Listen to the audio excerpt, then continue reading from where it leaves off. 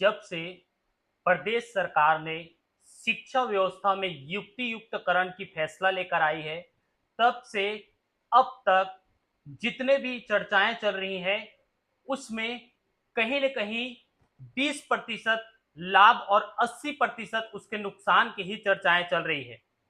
चर्चा आम जन नहीं बल्कि कई विपक्ष की पार्टियां इसका पुरजोर विरोध कर रही है, लेकिन उसके बावजूद भी सरकार जो है युक्ति युक्तकरण को लेकर जिस तरीके से फैसला लाई, अब उसे पूर्ण रूप से कंप्लीट करती जा रही, उसकी प्रक्रिया पूरी करती जा रही है।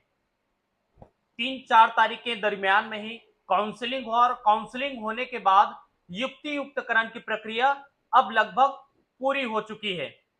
लेकिन युक्ति युक्तकरण से क्या सच में जो छत्तीसगढ़ की शिक्षा नीति है या छत्तीसगढ़ में जो शिक्षा का स्तर है उस पे क्या बदलाव आ सकता है, क्या उसमें गुणवत्ता आएगी, तमाम चीजों को लेकर लोगों में चर्चा का विषय है।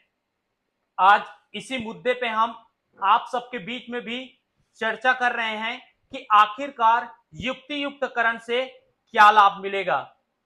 सबसे पहले आपको मैं बता दूं कि लोग जो है बहुत से इसका विरोध कर रहे हैं। कोई कह रहे कि युक्ति युक्तकरण से स्कूल बंद हो जाएंगे, हो सकता है स्कूल बंद भी हो जाए क्योंकि स्कूलों का जो समावेशन किया जा रहा है उससे कहीं ना कहीं कुछ स्कूलें जरूर बंद होगी। साथ ही कुछ लोग कह रहे कि शिक्षकों का भी इसमें जो नौकरियां हैं वो खतरे में हैं। यहां तक कि आगे ये भी बोला जा रहा है कि जो शिक्षक भर्ती करनी है वो करना ना पड़े, इसलिए युक्तिकरण लाई गई।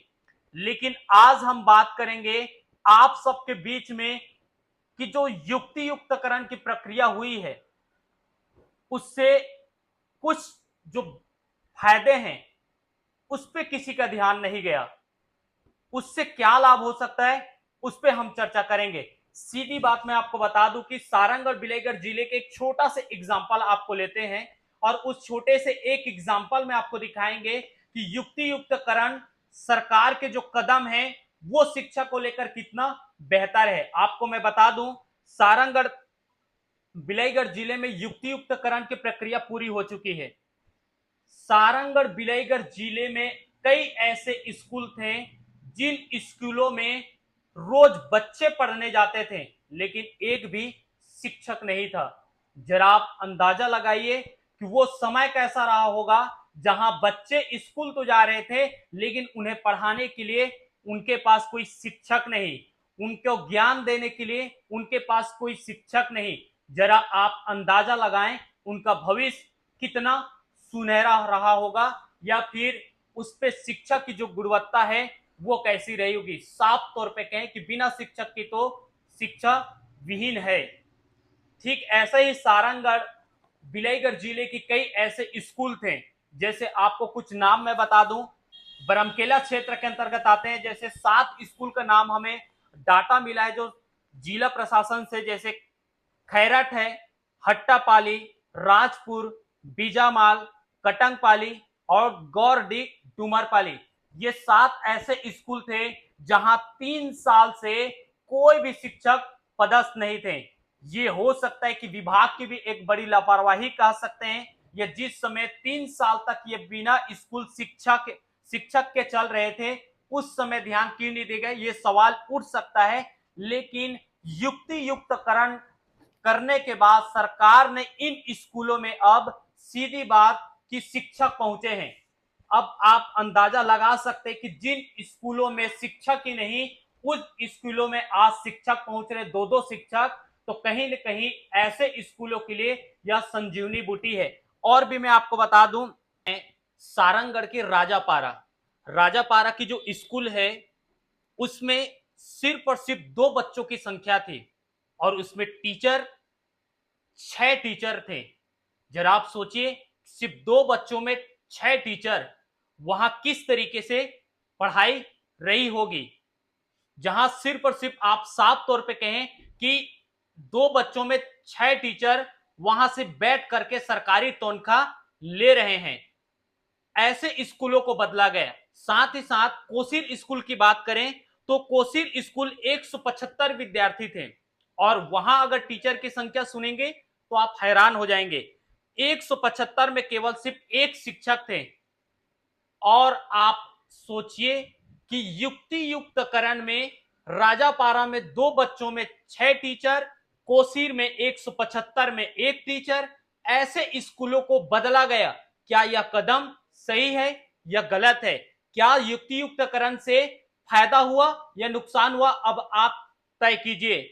जहां सिर्फ और सिर्फ 175 में 1 टीचर थे, वहां तो पढ़ाई की व्यवस्थाएं कितनी मुश्किल रही होगी, लेकिन आज ऐसे स्कूलों को शिक्षक मिले हैं जिससे आज उनकी पढ़ाई का स्तर बेहतर किया जा सकता है। साथ ही जो 2 राजापारा में बैठे थे 2 बच्चों को पढ़ाते हुए 6 शिक्षक, उसे निकालकर ऐसे ही जो जहां पे कम शिक्षक थे वहां डाला गया। तो इसी तरीके से सारंगढ़ बिलाईगढ़ जिले में और भी कई ऐसे स्कूल है, जैसे गोबरा स्कूल है, जोगेसरा स्कूल है, जहां बच्चों की संख्या काफी थी लेकिन वहां शिक्षक नहीं थे। इसी तरीके से कटंगपाली है, यहां भी इसी तरीके के हालात थे। इन तमाम स्कूलों को लगभग 25 से 30 ऐसे स्कूल थे जिले में जहां शिक्षक ही नहीं थे, वहां शिक्षक डाले गए। और भी ऐसे दर्जनों स्कूल थे जहां बच्चों की संख्या थी लेकिन शिक्षक नहीं थे, वहां शिक्षक डाले गए हैं। तो युक्ति युक्तकरण से ये सबसे बड़ा लाभ मिला है कि जिन स्कूलों को साफ तौर पे कहे कि मूर्छित अवस्था में चली गई थी, बच्चे शिक्षक के इंतजार कर रहे थे, उन स्कूलों को आज शिक्षक मिले हैं। अब आप फैसला कीजिए युक्ति युक्तकरण का जो कदम है वो कितना बेहतर है और कितना शिक्षा व्यवस्था में बदलाव ला सकता है। साथ ही अगर बिलाईगढ़ की अगर हम बात करें तो प्राथमिक शाला खपरेडी में दर्ज संख्या 137 थे। काफी अच्छी संख्या है बच्चों की, जिनमें सिर्फ केवल 1 शिक्षक हैं। सिर्फ और सिर्फ 1 शिक्षक। जरा आप सोचिए कि 137 बच्चों को सिर्फ 1 शिक्षक कैसे पढ़ा रहे थे। लेकिन आज युक्ति युक्तकरण से ऐसे स्कूलों को जो 137 की संख्या में थे, आज उन्हें अन्य और भी शिक्षक मिले। एक और ऐसा ही स्कूल है जिसमें सलोनी कला, जहां बच्चों की जो संख्या है 49, लेकिन शिक्षक कितने थे? 7 शिक्षक कार्यरत थे। जरा सोचिए 137 में सिर्फ और सिर्फ 1 शिक्षक और 49 में 7 शिक्षक। ऐसी अव्यवस्थाएं फैली थी जिसको आज युक्ति युक्तकरण से सुधारा गया है। तो कहीं ना कहीं युक्ति युक्तकरण से इस तरीके के तमाम जो स्कूलें हैं, दर्जनों ऐसे स्कूल हैं, सिर्फ एक जिले की हम बात कर रहे हैं, जहां उन्हें सुधार करके वहां अन्य जो जहां आवश्यकता है शिक्षकों की, वहां शिक्षक भेजे गए, और जहां अधिक शिक्षक थे वहां को निकालकर अन्य जहां कमी थी वहां भेजा गया। तो कहीं ना कहीं युक्ति युक्तकरण ऐसे स्कूलों के लिए एक संजीवनी बूटी के समान है।